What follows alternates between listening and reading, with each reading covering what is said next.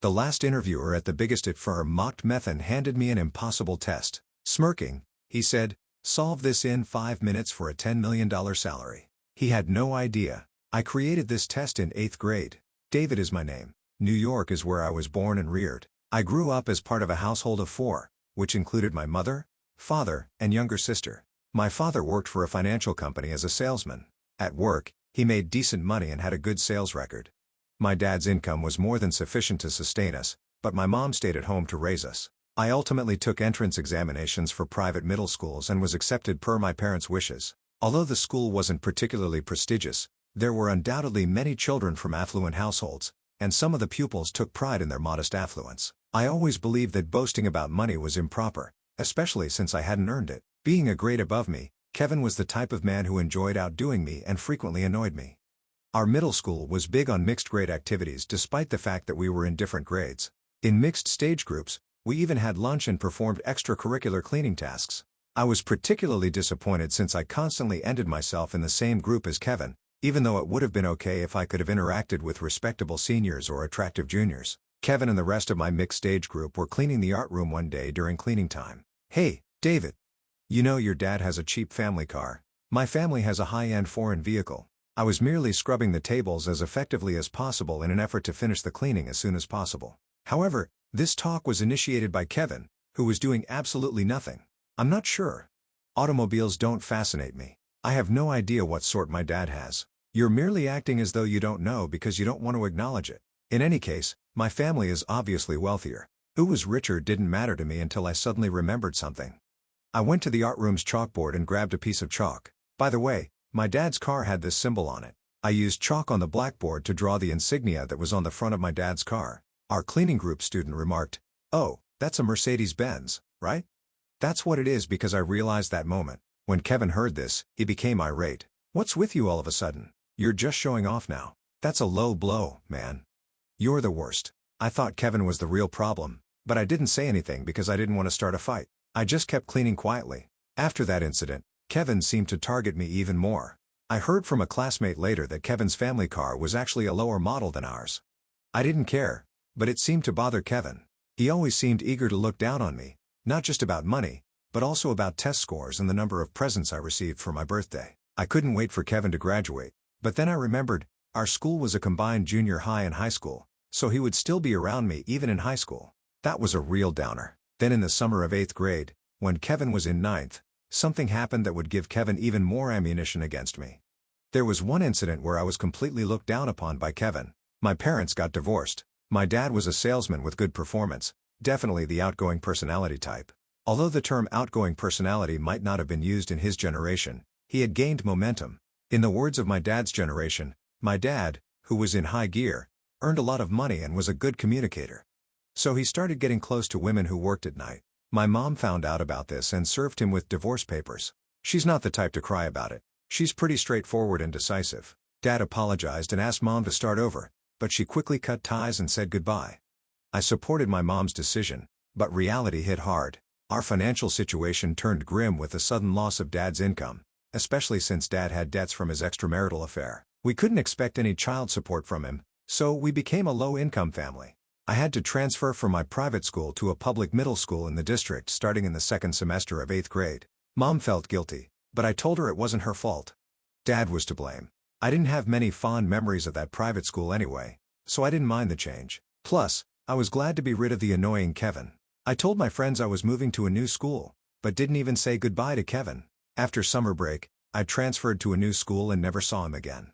My new public school had many of my old elementary school buddies, and I actually had a great time there, way better than at the private school. This flood of memories about my middle school years came back because I'm currently waiting for a job interview at a company. The company I'm interviewing for is the largest state company in the country. My friends told me it'd be tough to get hired, but I passed the document screening in the first interview.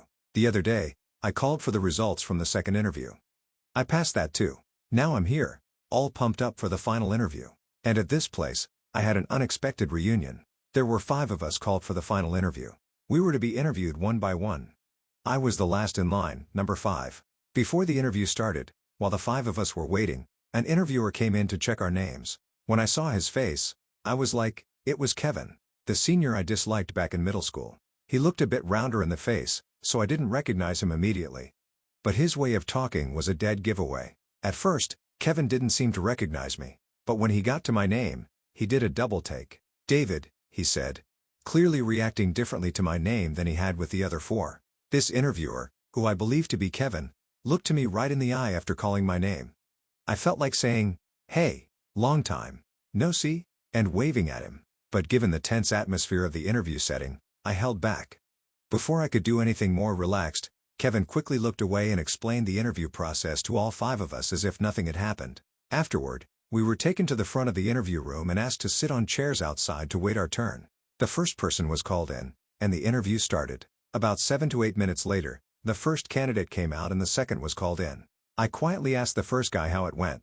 They didn't ask me much, just the usual stuff. Why I wanted the job? What I'd like to do if I got it. He replied with a relieved look on his face. "So pretty standard stuff," the guy who was fourth in line for the interview said in a relieved tone. The guy third in line chuckled, and everyone relaxed a little.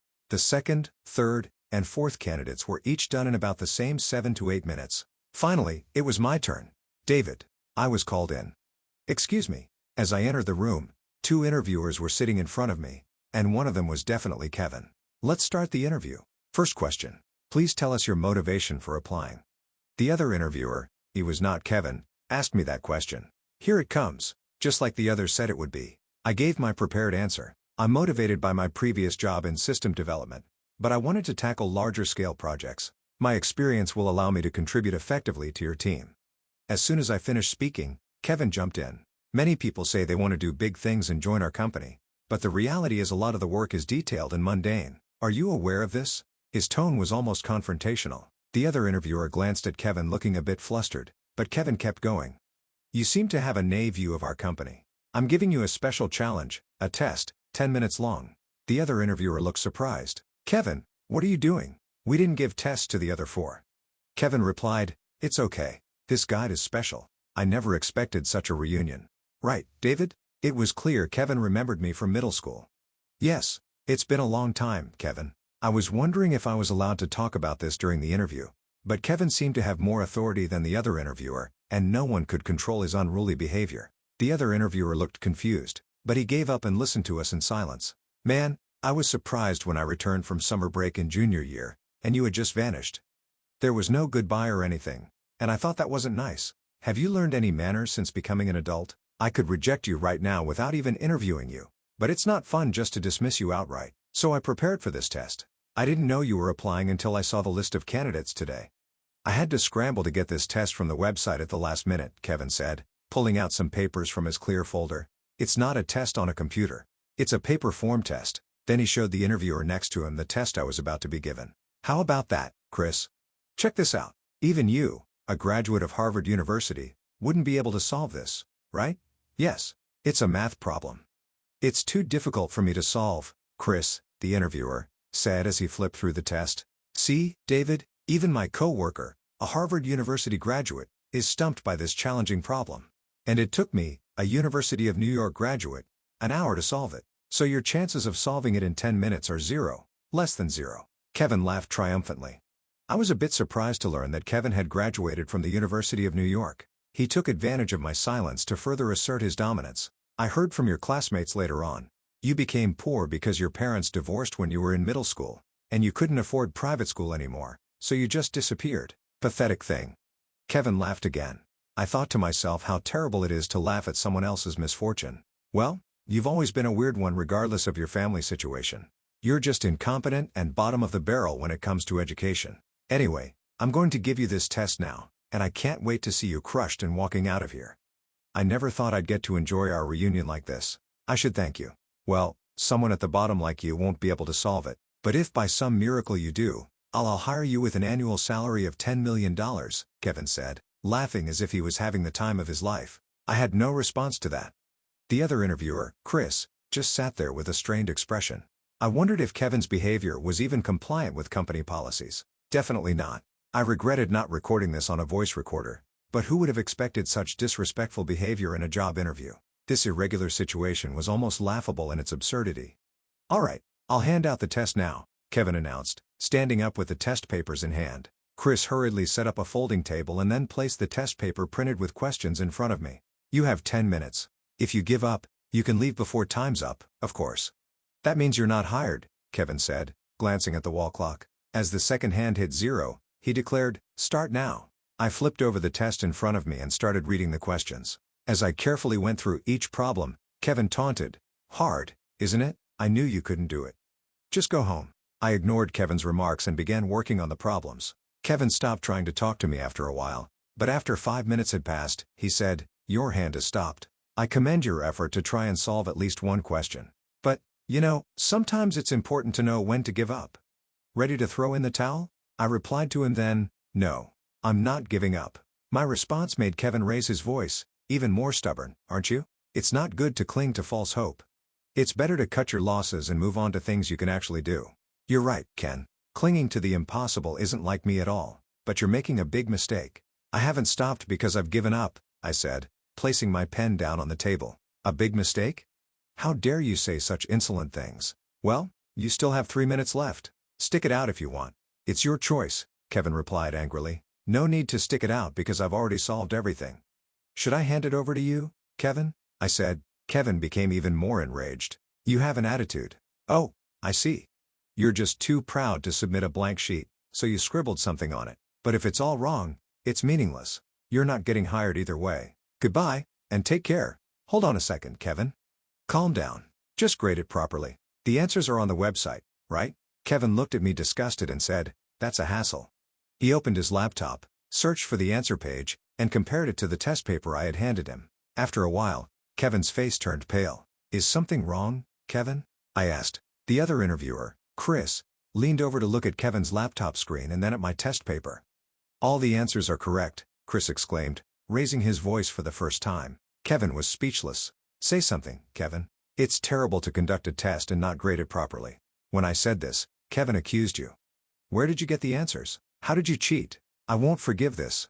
Exasperated, I sighed deeply and said, "All the answers are correct, aren't they? And I didn't cheat." "How could I have cheated in this situation, Kevin? You printed out these questions on a whim. It would have been impossible for me waiting in the lounge to know about this in advance and find the answers. The other 4 candidates can vouch that I didn't leave the waiting area. Now please graciously admit that all my answers are correct." Hearing my words, Kevin, visibly trembling, retorted, "Don't joke with me. How can someone with such a low educational background solve these difficult questions? What exactly are you?" I answered his question. "Kevin, actually, these difficult questions were created by me back in middle school." I said this with a straight face. "That's impossible. How could a middle schooler, especially you back then, create questions that even I, a University of New York graduate, struggled with? Are you lying?" "It's not a lie. I remember telling you back then that I always got 100% in math. Don't you remember?" I brought up our middle school days. Kevin always liked to boast about his grades and was annoyingly persistent in asking me about my test results every time. Whenever I honestly told him my grades, he would get angry and accuse me of lying, saying, "Do you realize what happens when you lie to me? Stop messing around." I always scored above 95 in all subjects, especially excelling in math with consistent perfect scores. But Kevin never believed me, so I just let it be. "Back in middle school, I always thought you were lying. I never thought of you as a studious person." Kevin still seemed to think I was lying. "Kevin, did you actually see his resume thoroughly? The education section after high school is on another page, and I missed it too." "But look at this, Chris," the other interviewer said while looking at the computer screen, showing Kevin the education page from my application form. Kevin rolled his eyes as he looked at the screen. "What? Graduated from the University of New York and then went to the Technical University of Munich, TUM, majoring in engineering?" Kevin read this out loud. Chris responded, "TUM is known as one of the world's top engineering schools. It has produced several Nobel Prize winners. The level is just incomparable. Amazing." Kevin was speechless, taken aback. "No, I didn't receive a Nobel Prize, so it's not incredible. I've always been interested in programming since I was little, learning it independently and excelling in STEM subjects. In middle school, I developed apps as a hobby and studied IT. The test you gave me today was something I created back when I transferred from private to public school in 8th grade. At the time, we were poor, and I couldn't use a computer, so I made and posted college-level math problems online to pass the time. I was surprised that you found the one I created and used it in the test." I explained this to both of them. "I see. You graduated from the University of New York and then TUM. which is why your post-university education is on a separate page. I apologize for overlooking it. It's an honor to have someone as talented as you work with us. But then again, are you sure our company is right for you?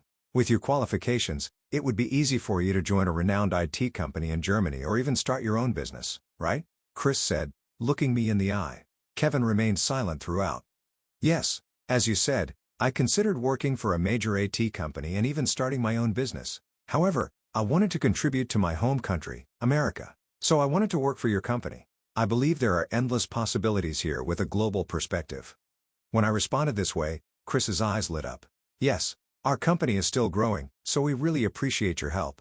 Right, Kevin? Chris sought Kevin's agreement. However, Kevin, unable to accept the situation and with his pride wounded, muttered to himself, "How could I lose to David?" "Kevin, you're not losing. You're a University of New York graduate after all." Chris tried to console him. But Kevin lamented, "I was always jealous of David in middle school. He was respected by everyone, teachers and students alike, and was capable of everything. I was relieved when he transferred out. I worked hard, graduated from the University of New York, and climbed up to this position at a renowned IT company. And now, he's threatening my status again. Give me a break." Then, the door to the interview room opened with a click. Turning around, I saw a man standing there, President Smith. It was the CEO. I came to check on the final interview, which took quite some time, and I overheard some of the conversation at the entrance. I made a mistake in leaving the interview to Kevin. You've let your personal feelings interfere far too much. Chris must have been in a tough spot, not being able to speak up against his senior. But now that I'm here, I can say this clearly as the president. First, David. The president then called my name. Yes. I responded. The president said, "Actually, I was interested in you since seeing your application. Chris mentioned earlier, and I agree that you could earn a much higher salary at a top German company or even start your own business with your talent. But you still want to work for our company." "Thank you, President." "Yes, I did think a lot about where to work, but I chose to work for your company. As I told Chris earlier, I want to help develop an American company with a global vision," I replied. The president nodded in agreement. "Thank you." Then he continued speaking. "And now, Kevin." Kevin was called. He said, "Yes," in a small voice and looked at the president. He looked like a puppy staring anxiously at its owner, expecting anger. "I'm shocked at your brazen behavior. You've shamelessly brought your personal vendetta into my company's recruitment process. You're fired," the president declared firmly. "Please, President, anything but that. I'm truly sorry. Please forgive me," Kevin begged with tearful eyes. But the president was unyielding. "Kevin, work is all about trust. Actually, it's not just work. All relationships are based on trust. I trusted you with the interview process, and you betrayed that trust by acting on your own whims. A talented candidate like David comes for an interview, and you try to disqualify him with terrible treatment. If we let that happen, it would be a significant loss for the company. Losing you would be better than losing David. In fact, we don't need someone like you at all. Someone who loses trust regardless of being a University of New York graduate." Kevin just looked down silently. Chris appeared somewhat relieved. The president continued, staring. "Well, I did trust you with the interview, but fairness is crucial. So we installed a voice recorder in the interview room without your knowledge." The president placed the recorder on the table and played the recording. I inwardly cheered for the president for having a voice recorder. The recorder started playing the conversation. Kevin's voice, full of intimidation, was unmistakable. "No matter your family background, you're just incompetent with a bottom-tier education. Did you even graduate high school? Just barely a high school graduate, right? Anyway, I'll give you this test now and enjoy seeing you crushed and leaving. I never thought I'd enjoy such a reunion. Thank you. This test is probably insolvable for someone at the bottom. If you somehow solve it, I'll hire you for an annual $10 million salary." The president stopped the recording there. "So, Kevin, what an outrageous thing you said. You thought David was the bottom of the barrel, but he's actually a highly educated and capable individual who solved all the difficult questions. Who's going to pay the promised $10 million? Should I, the president, pay it? If you decide such things on your own, we might have to consider legal action. It's a serious offense, Kevin." The president spoke sternly. "I'm sorry, President. It was just a slip of the tongue. I didn't mean it." Kevin tried to excuse himself. "You conducted an unnecessary recruitment test with a candidate based solely on your words. You'll have to take responsibility for your actions. We'll cut your salary and bonus this month and allocate it as part of David's $10 million reward. Of course, it won't be enough, so you'll have to make monthly payments to cover the rest," the president said even more sternly. Kevin looked utterly despairing and couldn't say anything more. The president continued without hesitation. You're also responsible for your words and the crime of insulting David. If you're sued for defamation, you'll lose. I'll keep this recording with me. I couldn't help but admire President Smith for taking down the obnoxious Kevin so thoroughly. I felt incredibly relieved and pledged in my heart to follow President Smith and contribute to his company. 3 months have passed since then. I was hired by Smith's company, a leading 8 firm named Tech, and worked in a significant position. Since joining, Tech has embarked on more global business strategies, and I've contributed using my German skills and the technology knowledge I gained from the Foreign Engineering University. Kevin had to leave TTE and now works as a systems engineer in a smaller company. I happened to bump into a middle school classmate the other day, and we talked for a bit in a cafe. His name was Brian, and he was in the same group as me in middle school at the time. He and Kevin had been hanging out together. You're working at CHCH, right? Kevin used to work there too.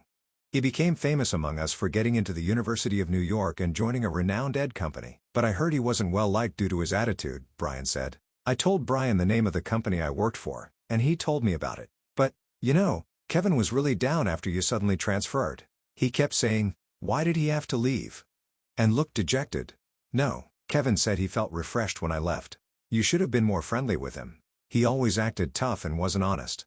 Deep down, he wanted to be friends with you, Brian said. If that was true, it was quite clumsy of Kevin, but I felt a bit relieved to hear it. This is something I heard recently. The president told me that Kevin had offered to pay me several hundred every month after he left CHCH to help cover the $10 million he owed me, but I refused to accept it because I was being paid enough at my company.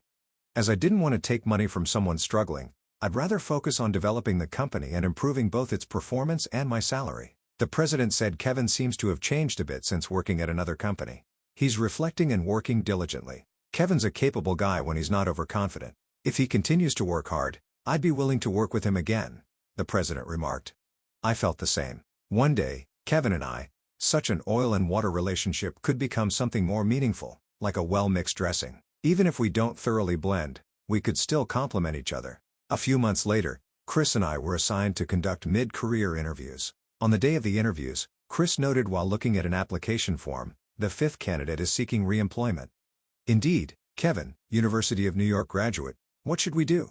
We both knew our thoughts were aligned. If Kevin had truly repented and was willing to cooperate and work with everyone, we'd want to work with him again. Excuse me, a man said as he entered the interview room. Seeing Kevin's softened expression, Chris and I exchanged knowing glances and started the interview.